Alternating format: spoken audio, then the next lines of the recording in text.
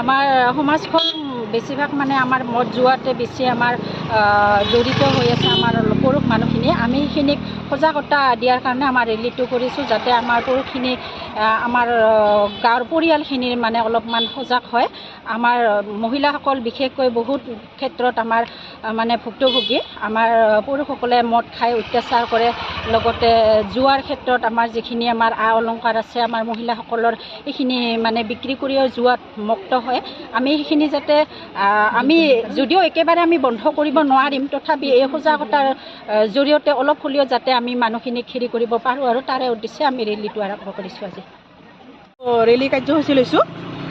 আমি যিহেতু মহিলাসকল এতিয়া আত্মসহায়ক গোটৰ লগত জড়িত হৈ আছোঁ, আমাৰ ডাংতল ব্লকৰ অধীনত থকা আমি আমাৰ মণ্ডল সংগঠনৰ বাইদেউসকলে 4টা পঞ্চায়তত ডাংতল, আটুগাঁও, নটবটীয়ামাৰী আৰু মূলাগাঁও জিপিৰ বাইদেউসকল লগ হৈ আজি আমি এইটো ৰেলী কাৰ্যসূচী হাতত লৈছোঁ।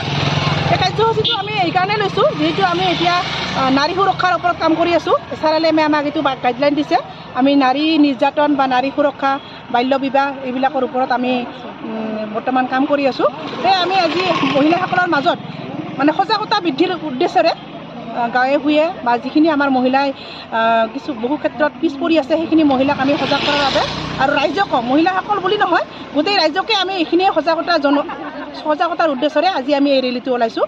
যিহেতু মহিলাসকল আমি বিভিন্ন কাৰণত পিছ পৰি আছোঁ, বিভিন্ন কাৰণত আমি নিৰ্যাতিত হৈ আছোঁ। গতিকে সেইখিনি যাতে আমাৰ মাজত সজাগতা সৃষ্টি হয়, এইখিনি দূৰ হয়, সেই উদ্দেশ্যৰে আমি আজি এই ৰেলীটো ওলাইছোঁ।